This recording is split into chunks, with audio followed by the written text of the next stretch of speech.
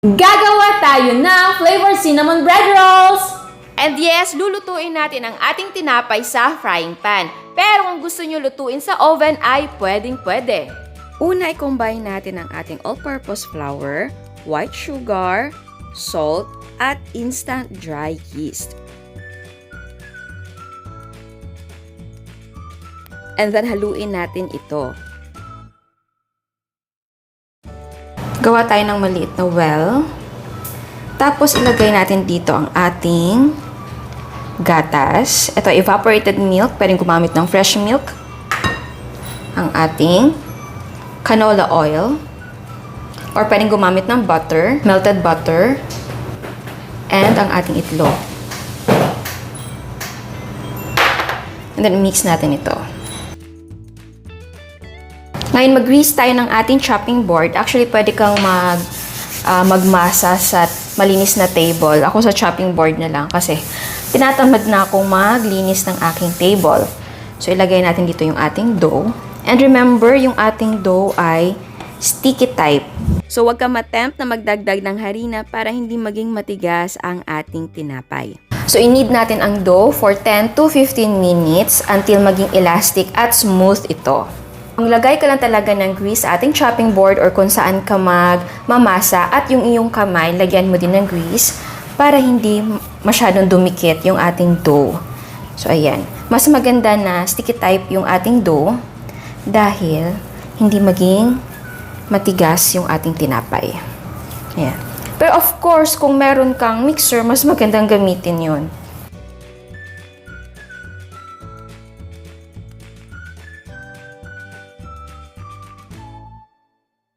Ayan, kapag smooth and elastic na siya, malalaman mo yan dahil, ayan, nagpa-bounce back na siya. Ayan, so ayusin lang natin.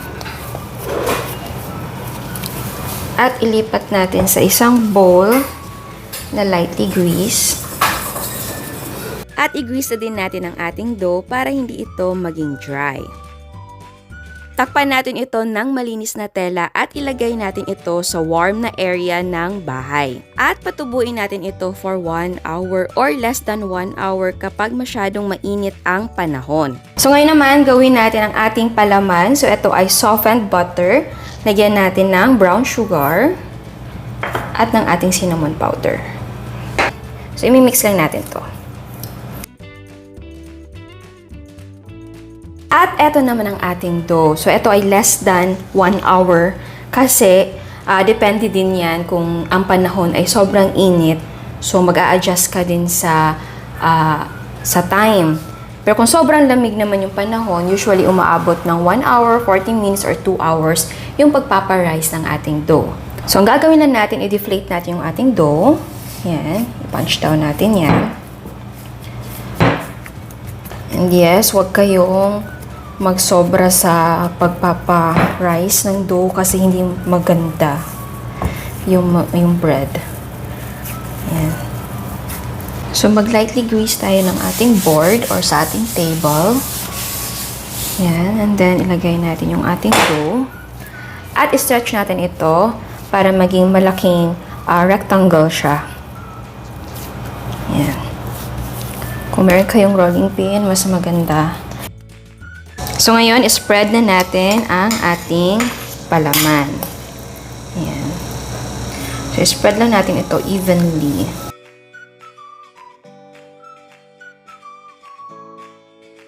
Ito ay optional, pero maglalagay tayo ng almonds or pwedeng gumamit ng cashew nuts. Pero kung gusto nyo ng peanuts lang, okay din. So, ito ay optional lang naman na. And then, i-roll na natin ito. Ayan.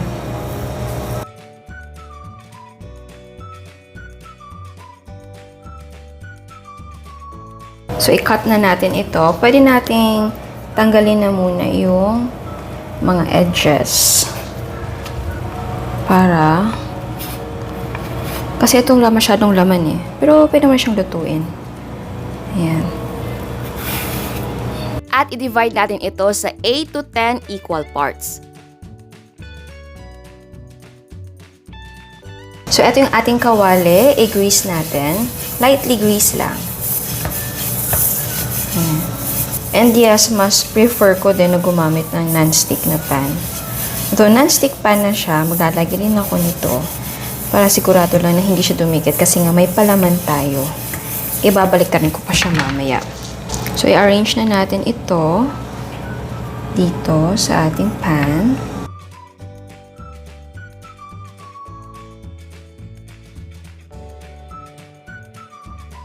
And then, takpan na muna natin ito again at mag-final rice tayo. Mag-final rice tayo ng 40 minutes to 1 hour.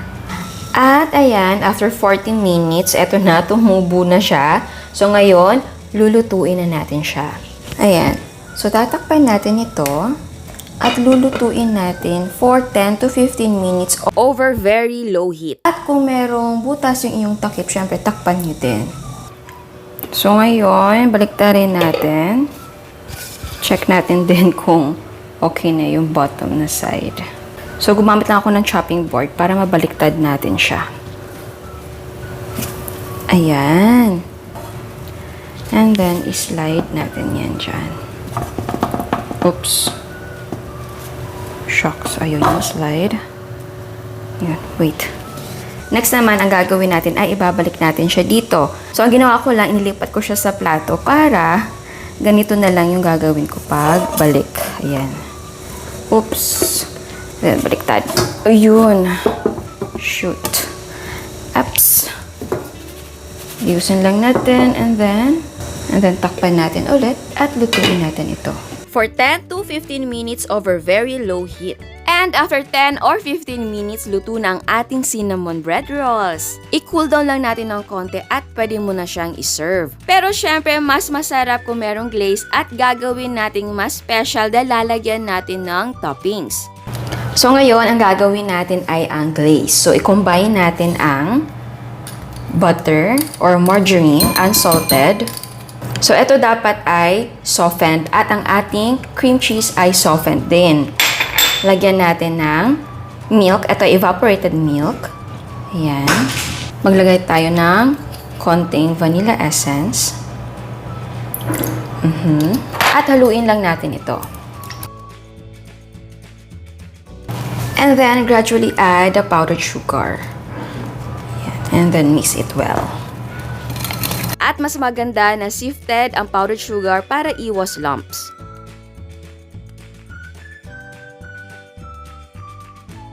So ngayon, maglalagay na tayo ng glaze sa ating tinapay. Pero hindi natin lalagyan lahat ng glaze dahil maglalagay din tayo ng ibang flavor. And mas maganda na maglagay ng glaze kapag mainit pa ang ating tinapay. Para yung ating glaze ay parang natutunaw. Sa akin kasi malamig na yung aking tinapay pero okay lang, masarap pa rin yan. So ayan, i-apply na natin yung ating glaze.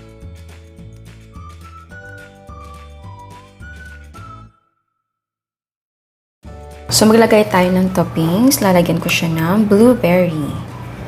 So, again, itong mga toppings na to ay optional. Siyempre, mas special lang talaga siya na meron. And, a good idea for business, di ba? Pero kung magninegosyo kayo, talagang dapat oven. Kasi kapag mass production, siyempre, mas mabilis kung oven. Eto naman, lagyan natin ng strawberry. Eto naman ay mango. Eto dapat ay crush Oreo pero nawala sa isip ko kaya chocolate chips yung nalagay ko. Dito naman pwede mo lagay ng Nutella. So ang aking Nutella ay paubos na. So kung wala kayong Nutella, pwede naman pwedeng melted na chocolate. Eto naman lagyan natin ng almonds. Ayan. Eto naman, lagyan natin ng salted caramel. At etong isa, lalagyan ko lang siya ng ating glaze. So, ito na yung parang plain na may glaze. At ayan, eto na ang ating flavored na cinnamon bread rolls. Pero bago tayo mag-taste test sa hindi pa nakasubscribe, please subscribe sa ating YouTube channel and please click the notification bell and please click all para ma-notify kayo sa lahat ng uploads. So ayan, titikman na natin ang ating tinapay na inuluto natin sa kawali. So, gusto kong tikman yung plain lang, may glaze pero walang mga toppings. Siyempre, ang una ay smell test. Sobrang bango niya. Hindi ko lang alam kasi yung iba, hindi mahilig sa cinnamon breads dahil nga dun daw sa amoy ng cinnamon. Pero ako nagugustuhan ko siya. Ang bango. Gusto niyo makita yung bottom? Ito yung bottom niya. Ayan. So, tikman na natin. Ayan. Ayan yun. Oh, di ba? Ayan yung mga palaman niya.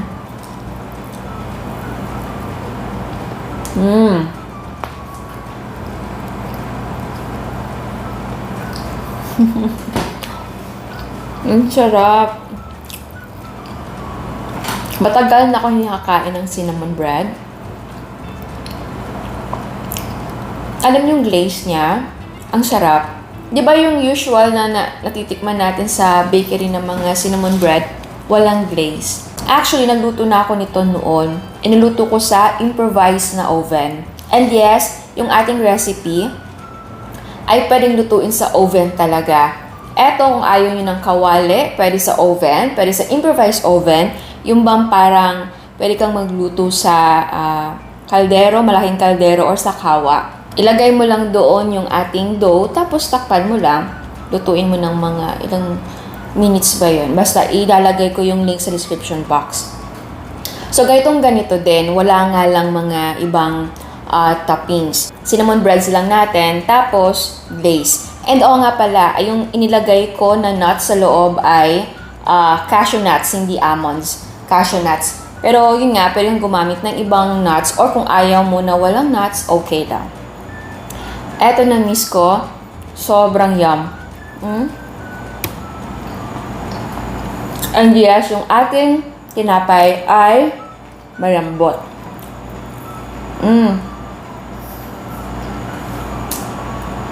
Ang sarap, promise walang etchos. Ang sarap niya. Yum. Tsaka yung tamis, para sa akin, tama lang. Hindi ko lang sure, baka nga din mataas na yung ano ko sa tamis. Pero for me, tama lang siya. Ang sarap. Okay, sunod naman, tikman natin yung may topping. So, eto. Tikman natin ang may blueberry. Yan.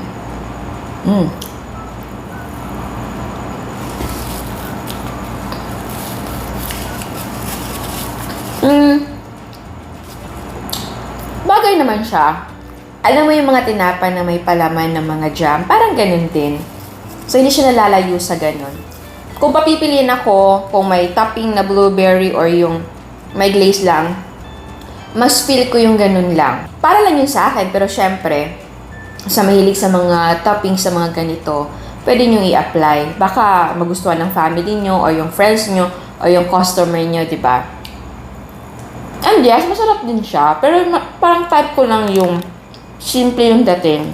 And kasi meron akong natira pa na glaze. Kasi hindi ko inubos lahat. So sayang, sabi ko, much better na gawa ulit ako nito. Kasi ang sarap niya talaga, promise. Kaya yes, maganda to na pang negosyo din. Ang sarap niya.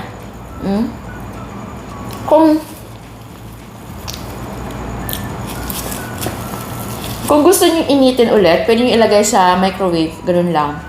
Para kasi iba gusto yung mainit. And mas malambot siya kapag mainit, di ba? Ika lang. May may dumikit.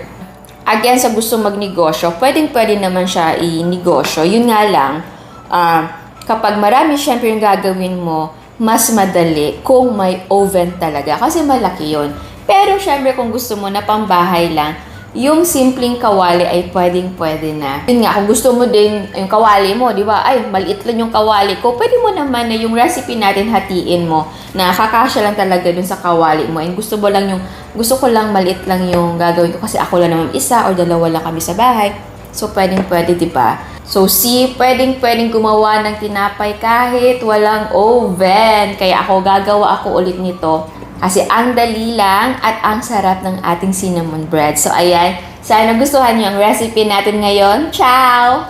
At eto ang mga prices ng ating mga sangkap. Ang total cost ay 167 pesos and 72 centavos. Again, ang total cost ay magdidepende kung magkano ang mga presyo ng mga sangkap sa inyo. At sa mga hindi pa nakasubscribe, please subscribe sa ating YouTube channel and please click the notification bell and please click all para ma-notify kayo sa lahat ng uploads. And please don't forget to like our Facebook page and follow us on Instagram. Thank you!